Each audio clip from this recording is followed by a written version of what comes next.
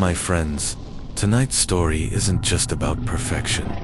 It's about the kind of perfection that feels too good to be truth, the perfect face, the perfect life, the perfect friend.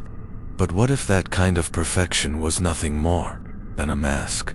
What if behind it was something terrifying? Get ready, because after this story, you'll never look at your best friend the same way again. My best friend is quite literally perfect. He has the perfect face, the perfect personality, and straight A's in every subject. Girls flock to him left and right.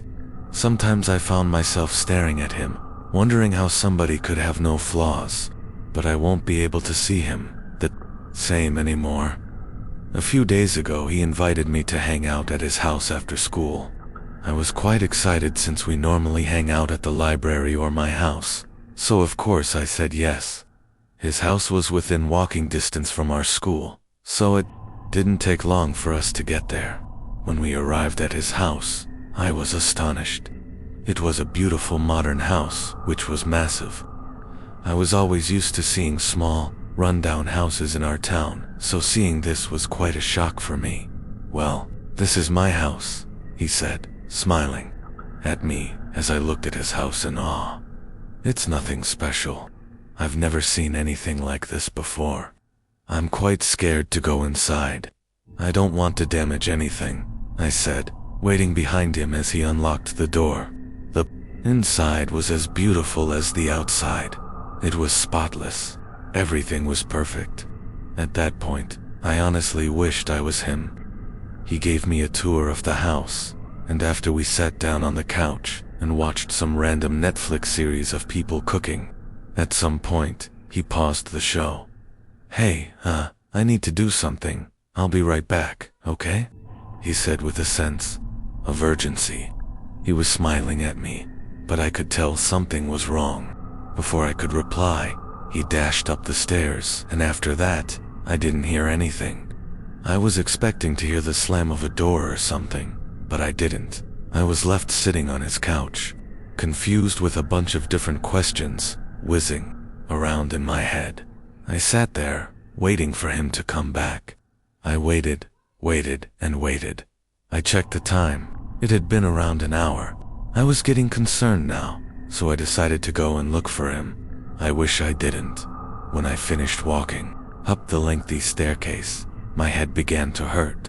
There were so many different doors, so how would I know which one he was in? I didn't remember seeing this many rooms from the time he gave me a tour of the house. I decided to open each one. The majority of them were bedrooms, but one was just an empty, white room. When I entered the room, the door behind me shut by itself. My heart skipped a beat. Maybe it was the wind. I decided to ignore it, and I realized there was another door in front of me. I opened it. The door behind me shut by itself. At this point, I didn't think it was a coincidence. Once again there was a door. I opened it, and this time, I was met with a dimly lit room with no windows. The door behind me didn't shut this time. This room was extremely cold. It felt like I was in a freezer. There was a door in front of me, but this time, it was slightly open. I decided to peek into the room. I saw a grotesque thing with rotting flesh.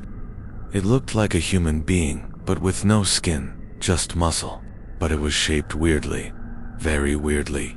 It was washing the skin of a human. There were no bones, no muscles, just skin and hair. It was the same color as my best friend's hair. It was making gnarly noises while violently scrubbing the skin with a weird type of cloth. I saw different products set aside on the sink. Glue, an unusual purple substance, which is what I'm guessing was used to wash the skin, and a weird glowy thing in a spray bottle. At that moment, I was completely frozen. My heart was hammering out of my chest. My head was spinning, and my hands were trembling as I looked at the sight, my eyes wide open in fear. When I finally regained some type of movement, I ran. I ran as fast as I could possibly run. When I got out of all those rooms, I almost tripped running down the stairs. I sat down on the couch, breathing hard and my hands still trembling. I think. He heard me, because a few minutes later, he came downstairs. I don't even know how he looked, so, normal. I couldn't even look him in the eyes. "Hey, are you okay?" he said, looking concerned. "You look like you've seen a ghost."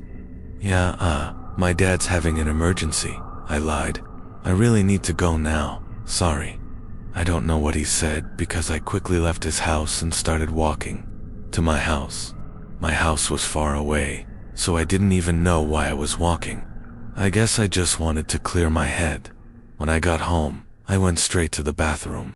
I sat there, bawling my eyes out and throwing up in the toilet occasionally.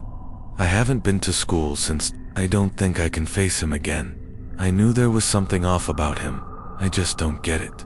Was the room cold to preserve? The skin. Wouldn't the skin be rotting by now? What actually is he? I don't think he's even from Earth. I just want answers. So tell me, my friends, do you still trust the people closest to you? Are you sure the one sitting next to you is even human? Or are they just wearing someone else's skin? If you enjoyed this story, don't forget to subscribe, because the next one will drag you into an even darker nightmare.